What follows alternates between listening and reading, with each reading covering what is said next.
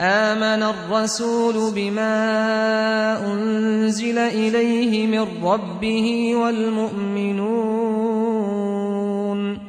كل آمن بالله وملائكته وكتبه ورسله لا نفرق بين أحد من رسله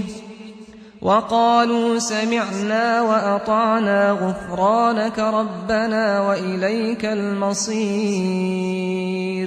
لا يكلف الله نفسا إلا وسعها لها ما كسبت وعليها ما اكتسبت ربنا لا تؤاخذنا إن نسينا